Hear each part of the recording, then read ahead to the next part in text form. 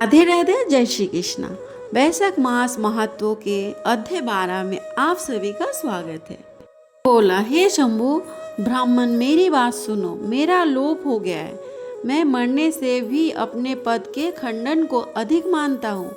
हे कमलासन, अपने स्वामी के यहाँ रहकर उसके नियुक्त किए कार्यों को जो नहीं करता है वह घुन पाता है। जो बिना कार्य खाता है तिर्यक योनि में जा 300 कल्प तक नरक भोगता है। जो निरस्त होकर अपने स्वामी का काम पूरा नहीं करता वह घोर नरक भोगकर कौवे की योनि में पाता है। जो अपने कार्य में तत्पर रहकर स्वामी के कार्य को बिगड़ देता है वह 300 कल्प तक चूहे की योनि पाता है। जो कार्य करने की समर्थ होने पर भी घर रह जाता है वह बिल्ली की योनि पाता है। देव, मैं आपकी आज्ञा अनुसार प्रजा के धर्मों का साधन करता हूँ और उनके कर्म अनुसार पुण्य और पाप कर्मों को धर्मशास्त्र के जानने वाले मुनियों द्वारा भली भांति विचार कर कल्प के आदि वर्तमान में जो यत्न होती है वो मैं देता हूँ। हे प्रभु, अब मैं आपके नियोग को करने में समर्थ नहीं हूँ, क्योंकि कीर्तिमान राजा ने पृथ्वी से आपको नियोग उखाड़ दिया है। इस राजा के भय से समुद्र पर्यंत सब पृथ्वी के मनुष्य वैसा कर्तव्य धर्म का पालन करते हैं। प्रजा ने सब पितृश्वरों की पूजा, अग्निष्ठोत्व आदि यज्ञ, तीर्थ यज्ञ आदि सब शुभ कर्म, संख्या, योग, प्राणायाम करना, होम और स्वाध्याय का नाम लेना तक छोड़ दिया और अनेक प्रकार के पाप करने पर भी उनके वंश के, माता के वंश के व ससुर तक के वंश के 26 पीढ़ियों तक ये पितृश्वर सब पापों से मुक्त होकर दिव्य देह धारण कर मेरा मार्ग छोड़कर विष्णु लोक में हरि भगवान के पास चले जाते हैं। अतः आप इस काम पर मुझको रखने की आवश्यकता नहीं है। आपका दिया हुआ दंड और पट आपके चरणों में रखा है।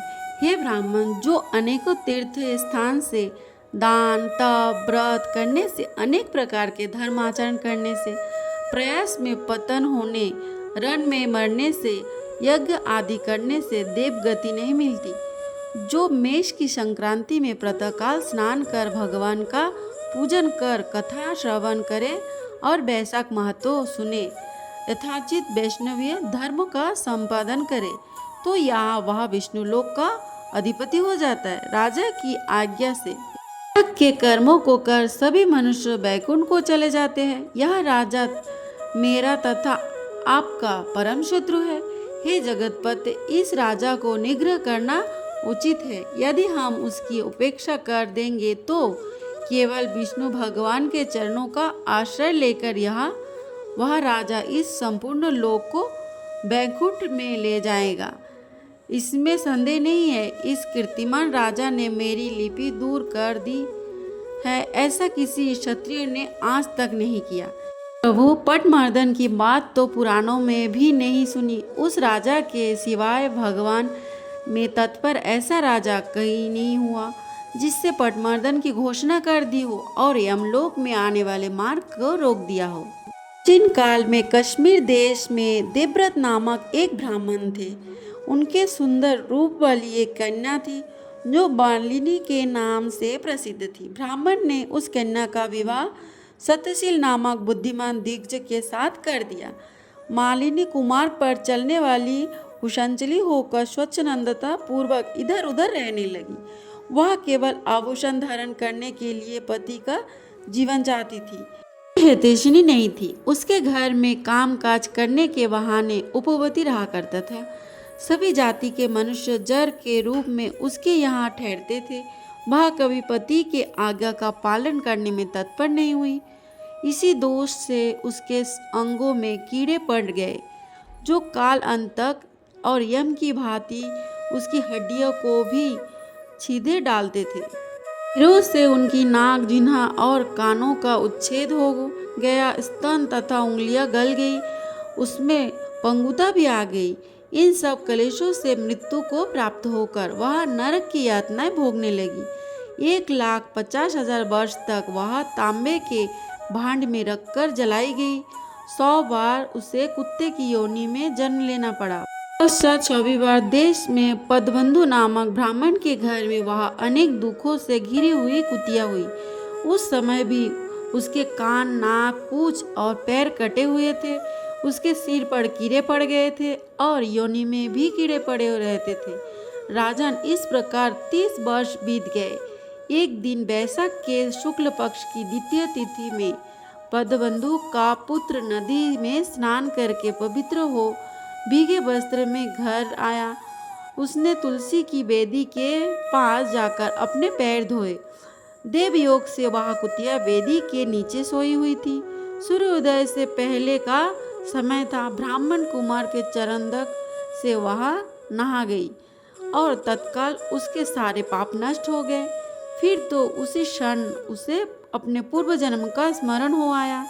पहले के कर्म की याद आने से वह कुतिया तपस्वी के पास जाकर दीनतापूर्वक पुकारने लगी, हे मुनि, आप हमारी रक्षा करें। उसने पदबंधु मुनि के पुत्र से अपने पूर्व जन्म के दुराचार पूर्ण वृत्तांत सुनाया और यह भी कहा, ब्राह्मण, जो कोई भी दूसरी युवती पति के ऊपर वशीकरण का प्रयोग करती है, वह दुराचारिणी मेरी ही तरह तांबे के पात्र में पकाई जाती है। पति स्वामी है, पति गुरु है और पति उत्तम देवता है।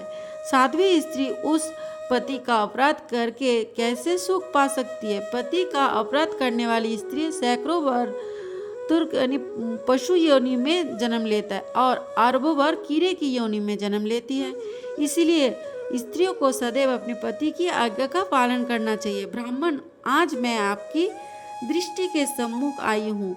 यदि आप मेरा उद्धार नहीं करेंगे तो मैं पुनः इसी यातनापूर्ण घृणित योनि में दर्शन करना पड़ेगा। अतः विप्रवर, मुझ पापचारिणी को दुख वैशाख मास के पक्ष में अपना पुण्य प्रदान करके उद्धार कीजिए। तो आपने पुण्य वृद्धि करने वाली द्वादशी की है, उसमें स्नान, दान और अन्न भोजन कराने से जो पुण्य हुआ है उसमें मुझ दुराचारिणी का उद्धार हो जाएगा। महावाक दीनवत्सल, मुझ दुखिया के प्रति दया कीजिए। इसके स्वामी जगदीश्वर जनार्दन दिनों के रक्षक, उनके भक्त भी उन्हीं की समान होते हैं। दीनवत्सल, मैं आपके दरवाजे पर रहने वाली कुतिया हूँ।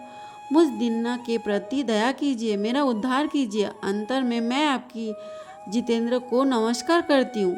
वचन सुनकर मुनि के पुत्र ने कहा, कुतिया, सब प्राणी अपने किए हुए कर्म के ही दुख अदुख रूप फल भोगते हैं। जैसे सांप को दिया हुआ शर्करा मिश्रित दूध केवल विष ही वृद्धि करता है, उसी प्रकार पापी को दिया हुआ पुण्य उसके पाप में सहायक होता है। कुमार के ऐसे कहने पर कुतिया दुख में डूब गई और उसके पिता के पास जाकर अर्थ स्वर में कंदन करती हुई बोली, पद्मबंधु बाबा, मैं तुम्हारे दरवाजे की कुतिया हूँ। मैंने सदा तुम्हारी जूठन खाई है, मेरी रक्षा करो, मुझे बचाओ। गृहस्थ महात्मा के घर पर जो पालतू जीव रहते हैं उनका उद्धार करना चाहिए।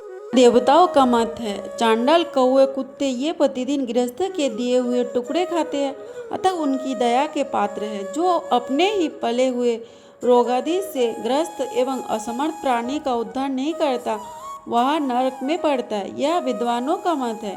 संसार की सृष्टि करने वाले भगवान विष्णु एक लोक कर्ता बनाकर स्वयं ही पत्नी, पुत्र और वैश्य के समस्त जंतुओं का पालन करते हैं, अतः अपने पोष्य वर्ग की रक्षा करनी चाहिए, यह भगवान की आज्ञा है। दयालु होने के कारण आप मेरा उद्धार कीजिए। दुख से अतुर हुई कुतिया की यह बात सुनकर घर में बैठा हुआ मुनि पुत्र तुरंत घर से बाहर निकला। इसी समय दयानी निधन पद्मबंधु ने कुतिया से पूछा, यह क्या वृत्तांत है? अब पुत्र ने सब समाचार कहकर सुनाया। उसे सुनकर पद्मबंधु बोले, बेटा, तुमने कुतिया से ऐसा वचन क्यों कहा? साधु पुरुषों के मुंह से ऐसी बात नहीं निकलती। वत्स, देखो तो सब लोग दूसरे का उपकार करने के लिए उद्गम रहते हैं। चंद्रमा, सूर्य, वायु, रात्रि, अग्नि, जल, चंदन, वृक्ष और साधु पुरुष सदा दूसरों की भलाई लोग करते हैं।